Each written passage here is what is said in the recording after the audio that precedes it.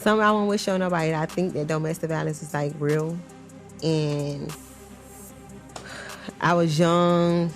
You think that like, I won't say that you think that it's love, but it's like when you go through it the first time, you may think like, oh my God, he loved me, put his hands on me. But it's like after a while, you just learn that it's like, that is not okay. Right. And you have to get that person help. You have to, and it's something that like you should never tolerate. Like the first time, you gotta leave. What would you say with someone in a similar situation? You went through it at a very young age. So what would you tell a young woman that's going through a very similar situation? Leave. Because I think that like oftentimes you feel like it's love. Like you think like, oh, this person loves me. That's not love. And I think that like you should leave. Was it hard for you to leave? It was. It was hard for me to leave because, again, I was young. I felt like it was love, and it's just like I tolerated it. And then after a while, like the last time was the last time, I was like, you know what, I can't do this no more. Like it's. Did he beg you to come back? Yeah. And you're like, nah, I'm good. Yeah, I was like, nah. But I got him help though. Did you? Yeah. Wow. He had to go to anger management classes, and he came back and was like, you know what, thank you for that. I needed that. Like I needed that help. Like if it wasn't for you doing what you did, like I wouldn't. You know, like it was able to help. It was able to help me grow. In this round, here's Charles Big Angry Adams. So, Quentin, I'm going to be honest. That was a clip from Shannon Sharp's podcast, Club Shay Shay. I did not know who Young Miami was until Matt suggested this clip to spur a conversation about domestic violence. But this young woman perfectly stated the reality of so many women of all ages who accept physical abuse and often look at themselves as, you know, what did I do to deserve it? Or, you know, they even when they don't do that math, that they stay and they put up with it, right? And you can tell from her comments, it sounds like, because if he was forced to do anger management, as she said, with her ex-boyfriend. Got arrested. He probably got arrested, and that was part of it. Was probably a deferred agreement to get the case dismissed. Usually is predicated on a batterer's intervention course or an anger management course.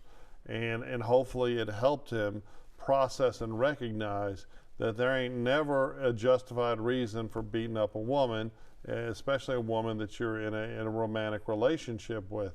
But it really, who needs to be listening to those clip from Young Miami is the women. And obviously there are men who are victimized by domestic violence, but one, I'm sorry, call me sexist, but it's different. It's different when a woman hits a man, period, right? But it is almost always men hitting women, and it is women that often quietly endure it for their entire lives, and it's disgusting. We do have some cultures on this planet where it is absolutely seen as okay for men to beat women, and it's disgusting. And, you know, I am very, you know what, I have nothing but applause for Young Miami, because she basically was giving a lesson to her peers and all the listeners about how when a man beats a woman, she needs to leave. She doesn't need to look back. There's no fixing that guy. That's just a human stain. You know, Charles, if you really look at any real numbers, any real studies, any man that was raised by a strong, active father in his life, you rarely see that man going around as a physical abuser of women.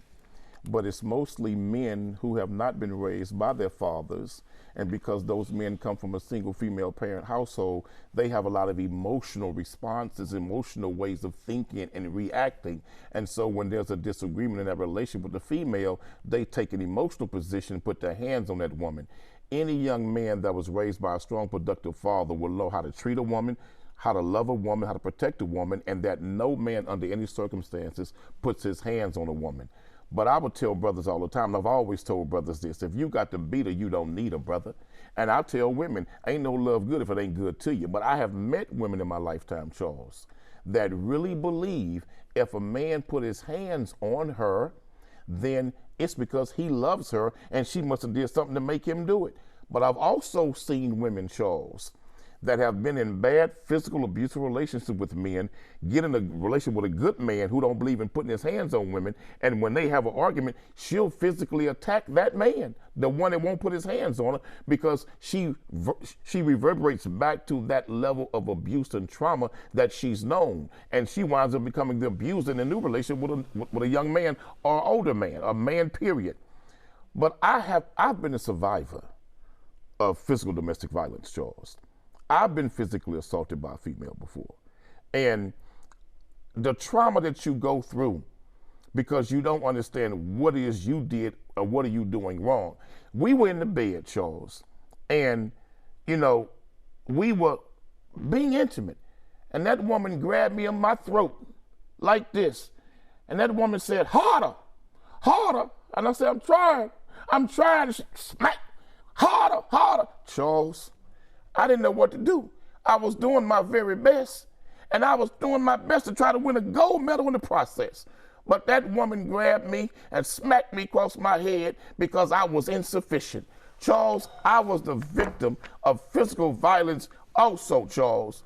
And I just want you to know that it's a traumatic experience. Yeah, no, I can tell you're trying to make a joke, but I do applaud you. What joke? I do applaud you. Did I say it was a joke? Acknowledging Did I say it was a to our joke? audience that you're insufficient. I didn't expect you to come out with your insufficiency. I'm not insufficient. That's what you said. Your words. No. Your words. I was involved with a woman that had a long body count. What do they call it? She had a body count from here to Georgia. And what was I supposed to do, Charles? You don't want a short. She had a body count from here to Georgia, Charles. You don't what want was I supposed to do, Charles? Man. Okay, let's get back to this. I did not know I should have tied a board to my back instead of falling in. Charles, I was a victim of abuse. Before you reduce this to victim shame. Hold on. You're sitting here in victim shame. I'm sorry you're a short man. You evil. And let's get back to the serious topic. So when you said that usually it's the absence of a father that leads to a, that's not true. I mean, you make up stuff, you do a good job at it, but typically when men grow up to be violent with their partners, excuse me, it's because they witnessed it in the home, whether it was their biological father or another man.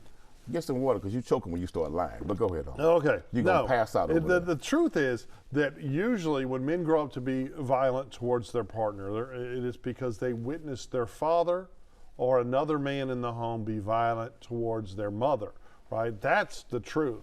And another number that people don't want to talk about, the one variable that increases the risk of physical violence in the home, both directed at the children and the mother, and sexual predator or sexual violence directed at the children, is the presence of a stepfather or a boyfriend that cohabitates in the home.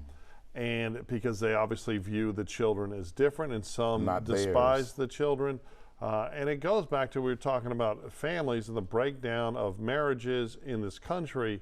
You know, really, this country would be a better place if our government did more to incentivize families staying together instead of incentivizing, to celebrate women and reward traditional marriage. You got to kick the man out of the home so you can get the food stamps. You got to kick the man out of the home to get the benefits, right? In fact, we should do more for couples to stay together, and we should do more for people that are raising their children in a two-parent household than we do for anyone else. As an ex-police officer, let me ask you a question. How many times did you ever go to a domestic violence scene and she called the police because he was beating on her, but the minute you pull out the handcuffs, you become the enemy? Oh, let me tell you something. Okay, on night shift in Houston in the 90s, in South Houston, you would do domestic calls from 9:45 when you came to work till midnight. Then it'd start to be drunk car accidents after that. I literally saw an officer, Eddie Martin, he handcuffed the husband who was beating the woman. I remember the apartment. This happened in like 1996. I remember the 801 South Allen Genoa. I can tell you the address, the apartment complex. I can tell you. This woman picked up a broomstick, and while Officer Martin is handcuffing the husband that just beat her up, she called the police for us to come out here, right? She picks up a broomstick and starts beating Officer Martin. I had to take the broomstick away from her and put the handcuffs on her. I have seen so many, and see, they changed the law while I was a policeman. Used to be, if the victim said, no, I don't want him to go to jail, Right. you couldn't even put him in jail. Or if she went down to the station and said, I want to drop charges, you had to drop charges. And in the 90s, while I was an officer, they shifted it to make the state the complainant, to take away from women the ability to drop the charge. So, I mean, look, it's very commonplace. I've had a number of women, literally 4 or 5 a month, that have called my office.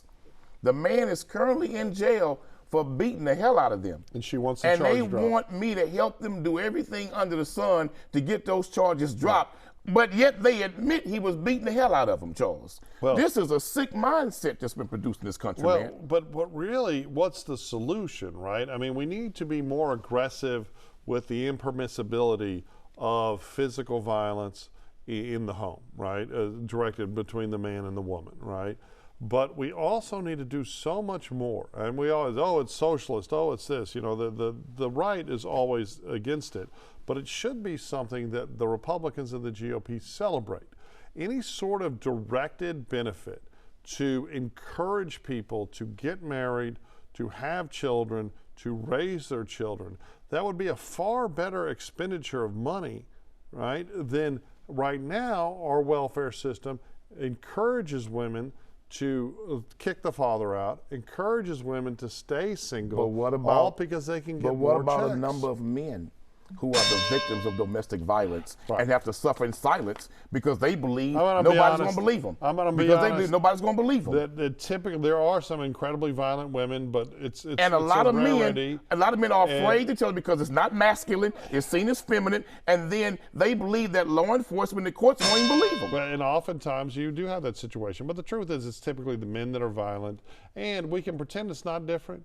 But if my wife were to slap me, it'd be probably because I deserved it. And I don't see it as domestic violence, right? There's a huge difference. We can pretend gender don't matter, but it does. And it's very different when a woman hits a man than when a man hits a woman. You several times before. I probably can tell deserve the it. way you just said it. And I she probably probably deserve whoops the hell out of you up in every there. moment of it because I got a crazy mouth. See, you got a mental health problem. I got to help you, brother.